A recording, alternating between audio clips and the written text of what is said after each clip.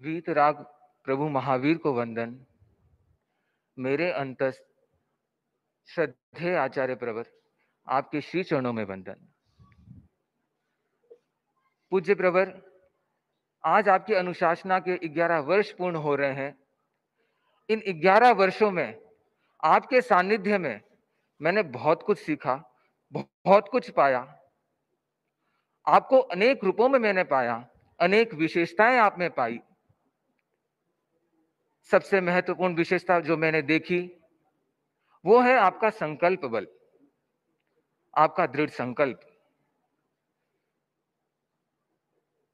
स्थिति चाहे कैसी भी बने, आपका चिंतन, निर्णय, उसके बाद क्रियान्विति, ये सहज रूप में होती ही है।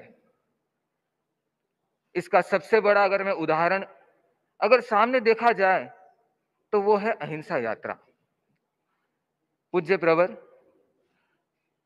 7 वर्षों पूर्व जब अहिंसा यात्रा की घोषणा हुई थी, तब हम नक्शा देख करके कहा करते थे कि आचार्य प्रवर यहां पधारेंगे, आचार्य प्रवर यहां से यहां पधारेंगे, यहां से यहां पधारेंगे। आज भी नक्शा देख करके यही कहते हैं।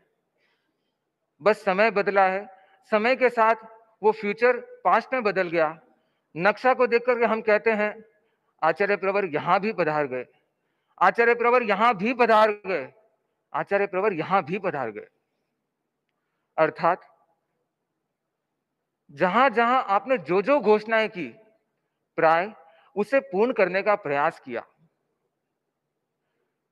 स्थितियां विकट अवश्य आई, अनेक असमंजस की स्थिति सामने आई, किंतु आपका दृढ़ संकल्प, आपका मनोबल कभी उसे डोलने नहीं देता। पूज्य प्रवर, यह अहिंसा यात्रा केवल चलने तक सीमित नहीं थी।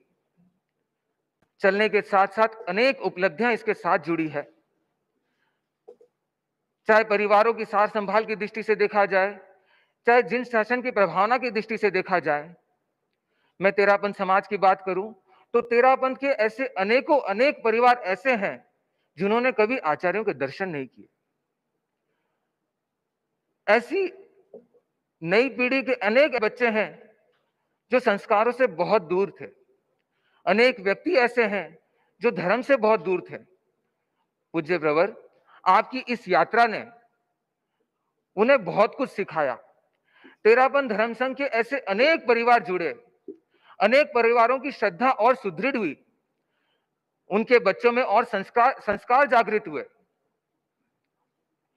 तेरापंथ का हर श्रावक समाज ये आज सोच रहा है कि आचार्य प्रवर की ये जो यात्रा थी वो मेरे लिए थी। आचार्य प्रवर का स्वागत करने का सौभाग्य मुझे मिला। आचार्य प्रवर ने जितनी भी मैंने सेवा की, ये सिर्फ मेरी इच्छा से, आचार्य प्रवर के पधारने से, ये सिर्फ मेरे लिए पधारे गुरुदेव और मैंने सेवा कर पाया।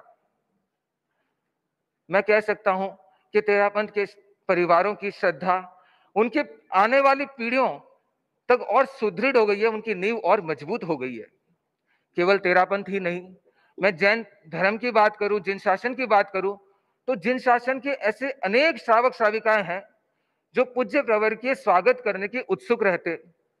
उन्होंने नाम सुन रखा है कि तेरापंथ के एक आचार्य हैं जो अनुशासन में बहुत आगे हैं, आचार्य महाश्रमण है, उनका व्यक्तित्व बहुत विराट है। उनकी लालसा रहती कि हम भी उनको देखें। पूज्य प्रवर, आपने उन सब की प्यास बुझाई है। कितने ही जिन शासन के साधु साध्वियां ऐसे थे अन्य संप्रदाय के जो आचार्य प्रवर का स्वागत करने के लिए बहुत उत्सुक थे। हमने देखा अनेक साधु साध्वियां जो अन्य संप्रदाय के हैं, उन्होंने आचार्य प्रवर का स्वागत किया। किसी ने कोई भेंट करने का प्रयास किया। कितनों के मुख से मैंने सुना कि आचार्य महाश्रमण जैसा पुण्यशाली व्यक्ति हमने नहीं देखा। श्रावक समाज में जाए तो जैन शासन के अन्य संप्रदाय के श्रावक समाज इतने प्रसन्न हुए पूज्य प्रवर की यात्रा से। पूज्य प्रवर के आभा मंडल से बेंगलोर का एक एजुकेटेड व्यक्ति आचार्य प्रवर को भी निवेदन करके गया था कि जब भी मैं आचार्य प्रवर के दर्शन करने आता हूं तो मुझे ऐसा एहसास होता है कि मैं कोई मंदिर में प्रवेश कर रहा हूं। आचार्य प्रवर को जब भी देखता हूं तो मुझे ऐसा एहसास होता है कि वे साक्षात भगवान विराजे हैं। एक ही स्थान पर इतने लंबे समय तक विराजना बिना कोई सहारा, ये सच्ची में कोई एक प्रतिमा ही हो सकती है, कोई साक्षात भगवान ही हो सकते हैं। रायपुर की बात कहूं तो रायपुर का एक मंदिर मार्गी समाज का एक वरिष्ठ श्रावक, जिन्होंने जैन मंदिरों का लगभग 4 जैन मंदिरों का निर्माण कर रखा है। व्यक्ति व्यक्ति के रूप से वो इतना प्रभावित हुआ आचार्य सिंह से, जितने दिन आचार्य प्रवर रायपुर विराजे, प्रतिदिन पूज्य प्रवर के दर्शन करता और जाते जाते उसने एक बात जरूर कही थी कि मैंने बहुत सारे जैनाचार्य देखे, परंतु ऐसा जैनाचार्य आज तक नहीं देखा, ऐसा साधु भी, ऐसी साध्वी भी आज तक नहीं देखी, जो निरंतर हर समय प्रकट रहते हैं। जब भी जाओ पूज्य प्रवर का दरबार खुला है। अरे यहाँ तक तो उनका विश्राम भी होता है तो हमको सामने दिखता है कि पूज्य प्रवर विश्राम कर रहे हैं, कार्य कर रहे हैं, तो भी लोगों के बीच में करते हैं। प्राय पूज्य प्रवर के दर्शन निरंतर हर समय खुले रहते हैं। इतना सरल व्यक्तित्व हमने कभी नहीं देखा। केवल जैन धर्म ही नहीं, मैं अजैन लोगों की बात करूं तो उन लोगों के लिए तो केवल आप टीवी वाले गुरु थे, कि टीवी वाले बाबा। ये तो जब साक्षात आपको देखा, आपके प्रवचनों से, आपके दर्शन से, आपने जो संकल्प उनको कराए, कितने ही अजैन श्रावकों ने अपने जीवन में परिवर्तन पाया है, कितने ही अजैन श्रावकों ने अपने जीवन में चमत्कार पाया है।